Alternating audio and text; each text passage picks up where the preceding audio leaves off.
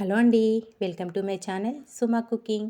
ఈరోజు మన ఛానల్లో రెసిపీ వచ్చేసి నోటికి కమ్మగా కారంగా ఏమైనా తినాలి అంటే గనక ఒక్కసారి పచ్చిమిరపకాయలు కరివేపాకుతో కమ్మటి పచ్చడి అనేది ప్రిపేర్ చేసి చూడండి. చాలా బాగుంటుంది. వేడి వేడి అన్నంలోకి కాసింత నెయ్యి వేసుకొని ఈ పచ్చడి కలుపుకొని తింటుంటే ఉంటుందండి, అద్భుతంగా ఉంటుంది. మరి ఇప్పుడు ఆ పచ్చడిని ఎలా ప్రిపేర్ చేసుకోవాలో చూద్దామా. దానికోసం ఇక్కడ నేను ఒక పావు కేజీ వరకు పచ్చిమిర్చిని తీసుకొని తొడాలు తీసేసుకొని పచ్చిమిర్చిని శుభ్రంగా కడిగేసుకోవాలి.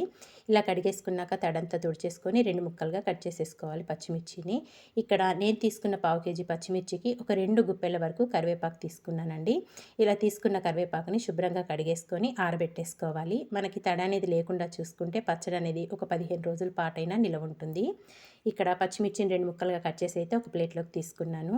తర్వాత స్టవ్ పైన ఒక ప్యాన్ పెట్టేసుకొని కొద్దిగా ఆయిల్ వేసుకోవాలి. ఆయిల్ కొంచెం వేడయ్యాక మనం కట్ చేసి పెట్టుకున్న పచ్చిమిర్చి మొత్తం వేసేసుకోవాలి.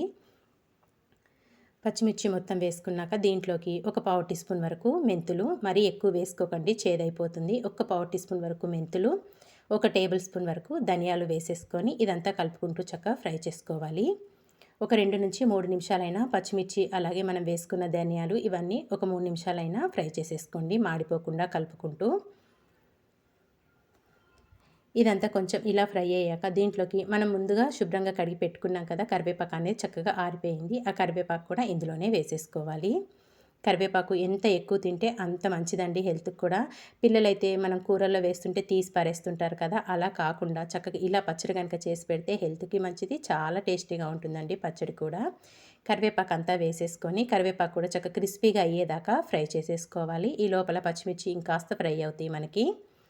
చక్కగా మాడిపోకుండా కలుపుకుంటూనే ఫ్రై చేసుకోవాలి. చూసారు కదా, ఇక్కడ కరివేపాకు కొంచెం క్రిస్పీగా అయ్యాక దీంట్లోకి ఒక పావు కేజీ పచ్చిమిర్చికి ఒక చిన్న నిమ్మపండు సైజ్ అంత చింతపండు అయితే కరెక్ట్గా సరిపోతుందండి. చింతపండు కూడా వేసేసుకొని మరొక 2 నిమిషాలు చిన్న మంట మీద ఫ్రై చేసుకోవాలి. చింతపండు అనేది మనం కొంచెం ఎక్కువ వేసుకున్నామంటే పచ్చడి అనేది పులుపు వచ్చేస్తుంది. మనకి కొంచెం స్పైసీగా ఉంటేనే పచ్చిమిర్చి పచ్చడి అనేది చాలా టేస్టీగా ఉంటుంది. కాబట్టి చింతపండు అనేది కొంచెం తగ్గించే వేసుకోండి. ఇక్కడ చక్కగా అన్నీ ఫ్రై అయిపోయినాయి. ఇంక ఇప్పుడు స్టవ్ ఆఫ్ చేసేసుకొని వీటిని కొంచెం చల్లారబెట్టేసుకుందాము. ఇవన్నీ కొంచెం ఇలా చల్లారాక ఒక మిక్సీ జార్లోకి అయితే వేసేసుకోవాలి. ఇలా వేసుకొని ఇప్పుడు వచ్చేసి దీంట్లోకి ఒక టేబుల్ స్పూన్ వరకు జీలకర్ర, ఇందులోనే ఒక 10 నుంచి 15 వరకు వెల్లుల్లి రెబ్బలు కూడా వేసేసుకోవాలి. పొట్టు తీయాల్సిన అవసరం ఏమీ లేదు, పొట్టుతో సహా వేసేసుకోండి. ఇందులోనే రుచికి సరిపడినంత సాల్ట్ కూడా వేసేసుకోవాలి. సాల్ట్ కూడా వేసేసుకొని మెత్తటి పేస్ట్ లాగా గ్రైండ్ చేసుకోవాలి. వాటర్ మట్టుకు ఏమాత్రం యాడ్ చేయాల్సిన అవసరం లేదండి.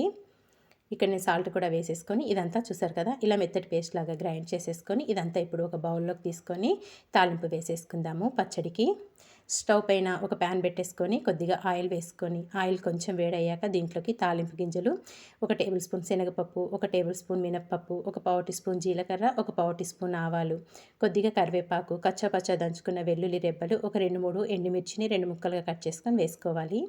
ఇందులోనే ఒక పావు టీ స్పూన్ వరకు పసుపు కూడా వేసుకొని తాలింపు అనేది బాగా ఫ్రై చేసుకోవాలి. ఇలా పచ్చడి కనుక మనం ప్రిపేర్ చేసి పెట్టుకుంటే మార్నింగ్ టైంలో బ్రేక్ఫాస్ట్ చేసుకుంటాం కదా, అలాంటప్పుడు మనకు పని కూడా తొందరగా అయిపోతుందండి. చక్కగా బ్రేక్ఫాస్ట్ చేసేసుకొని ఈ పచ్చడితో సర్వ్ చేసుకుంటే చాలా బాగుంటుంది. తాలింపు అనేది బాగా ఫ్రై అయిపోయాక స్టవ్ ఆఫ్ చేసేసుకొని తాలింపుని మొత్తం పచ్చడిలో వేసుకొని పచ్చడికి పట్టే విధంగా తాలింపుని బాగా మిక్స్ చేసేసుకోవాలి. మనం వేసుకున్న తాలింపు అనేది చక్కగా పచ్చడిలో కలిసే విధంగా ఇంకా ఇలా బాగా మిక్స్ చేసేసుకొని ఇంకా వేడి వేడి అన్నంలో కొంచెం నెయ్యి వేసుకొని కలుపుకొని తినండి, భలే కమ్మగా ఉంటుంది. టిఫిన్స్, ఇడ్లీ, దోశలకు కూడా చాలా బాగుంటుందండి. మరి మీకు నచ్చిందా పచ్చిమిర్చి కరివేపాకు పచ్చడి అనేది? నచ్చితే మీరు కూడా తప్పకుండా ఒకసారి ఈ విధంగా ట్రై చేయండి. ట్రై చేశాక ఎలా వచ్చిందో ఒక చిన్న కామెంట్ చేయండి ఫ్రెండ్స్. ఇలాంటి మంచి మంచి వీడియోస్ కోసం వెంటనే మరి మన ఛానల్ని సబ్స్క్రైబ్ చేసుకోండి. వీడియో నచ్చితే మీ ఫ్రెండ్స్కి, రిలేటివ్స్కి షేర్ చేసేయండి.